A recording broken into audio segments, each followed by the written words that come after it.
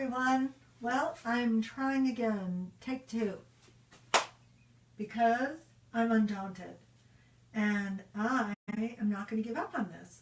But maybe I should turn a little more light on, so hold on. Well, oh, that's a little bit better. So some of you this morning were able to join me for the live broadcast, and some of you saw my face for 2 seconds and then we were all gone. So I am not going to be allowing Mercury to get the best of me.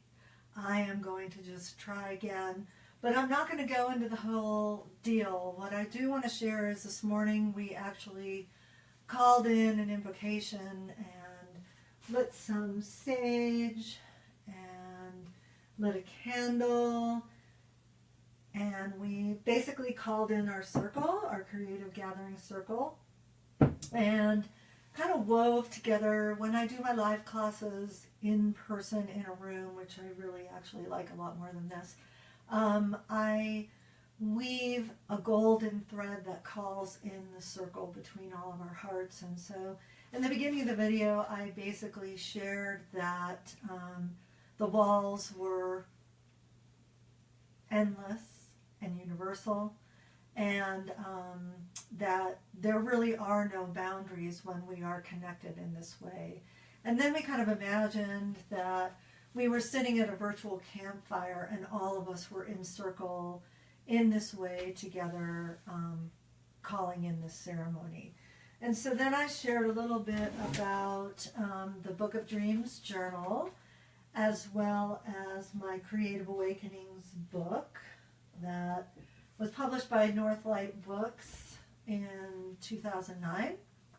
And I talked a little bit about the process of how the book came to fruition, which was basically teaching almost 15 years of classes when I realized that all of the material I had was basically a book. And then submitting it to a publisher who happened to be on my email list, and her name is Tonya Jenny, and you can find her on Facebook, and she is an amazing, amazing, amazing editor, and I'm proud to give her a huge shout out because she is now doing her own gig and has started her own publishing house and helping artists and people who are looking to become published learn how to do that. So Tonya, I could never have done this without you. You took that opus, that 500-page dyslexic opus, and made it into a gorgeous, gorgeous, for me, what has become a legacy piece. So Creative Awakenings basically has 3 parts to it. And before we start, I'm going to read this poem to you called The Calling. And it's actually by the Terma Collective. And I started to hear this poem many years before I actually wrote the book. And I knew I wanted this poem to be part of the book when it was published because it had become so much of my own life story and my own journey. So the poem goes like this.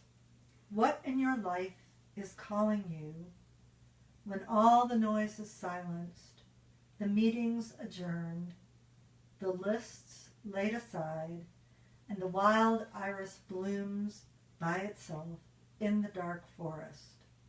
What still pulls on your soul?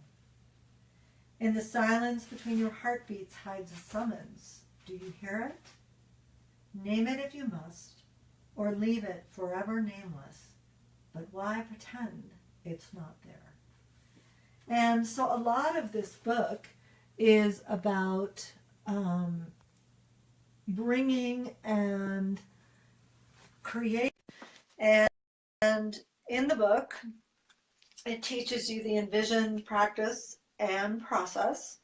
And then the second part of the book is that I invited 11 amazing national artists to join me on this journey. Each of the artists took a month to utilize the practice and the process, and then they created an essay that spoke of their experience. And some of the artists are Claudine Helmuth, Juliana Coles, Susan Tuttle, Anahata Katkin, Deb Koff Chapman, who is Mary Beth Shaw. I mean, it's like, I was so blessed to have these artists join me on this experience. I can never thank them enough. And the third part of the book is basically that there's a deck of transformation included in the book of all my art. And there's 24 cards, and they come out of the book. This actually rips out of the book. And then they correspond to this guide, as it's called, the deck decoder, which actually takes you on an adventure to bring and create creativity in your life. Some of them are called Random Acts of Inspiration, Create a New Story, Limiting Beliefs, Gypsy Spirit Day. And these can also serve to support you once a month if you're feeling like, oh, I just don't know where to go with this. I don't know what I'm feeling or what I want to create intention about. And this book was originally, I wrote the book 2007 to 8, and then it came out in 2009. And it had a great run to 2013, and then went into a second publishing, self-publishing version, so that it's now become my textbook and what I use for both clients as well as classes that I teach. And then I showed some of the Book of Dreams journal that you learn how to create on the book. And so this is the tin symbol that you call up and learn how to create. I'm actually adding someone here who's trying to get in. I don't know. I should probably just not worry about that too much. This is actually working. Hi, Shay. I see you. Thanks for being here. So this book is one of my journals, and this is actually 3 years of my life. And this started on the day that I got the book contract, and it's June 2007. And the book basically invites you to create a passport or a visa, and you create this work for either 6 months, 12 months, 3 years, whatever you choose to do. But you want to actually commit, because once we all know that when we step into a commitment, it actually also kind of brings forward the cooperation from the universe, the collective unconscious, whatever you want to call it, to meet us and join us there. So a lot of this was used as the prototype for the book. So I had to keep notes and things like that about what was actually happening for me on this path. This is actually great. This was 3 months into getting the book contract. I had a complete writer-painter block. And a dear sister friend of mine invited me to go up to her yurt and do a solo. And that was where it kind of cracked open. And the first painting that came out actually was something called Feisty Females, who ended up being my sort of inner archetype. And that kind of cracked it all open. And so the book and the process are a pretty powerful work. What I can share with you is that over the 3 years that this particular journal was in the works, a lot of what is in this journal did manifest for me. And I'll show you the biggest one really that I can talk about was manifesting my former studio at this wonderful place called the 3rd Street Center. And my birthday is in January, so let me see if I can find it here. So every year I actually use my birthday to create intention for myself versus the first of the year. Sorry, guys. And so I had been searching and searching and searching for a place to do my work and hold the classes that I've been leading in the Valley for about, I don't know, at that point, probably 15 years, and dragging my things around to all these places that was challenging in itself. And you can kind of see that sort of beginning here. So now I actually date my work. So this was October, I believe, of that. Oh yeah, 5/10 right there. January, February, March, April, May. Yep, October. And you can see that the energy was starting. You know, this was actually a piece around where's the door, right there. And then this was like where is home, and seeking a place to nest and grow my wings. Is what it says there. And then it says wonder.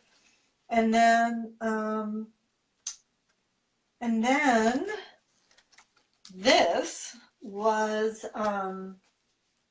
actually what I did on my birthday. So it's got here a pocket that has 50 intentions in it, starting with believe, trust, be positive, be honest, be authentic, be wise, responsible, fiscal, blah, blah, blah, blah, blah.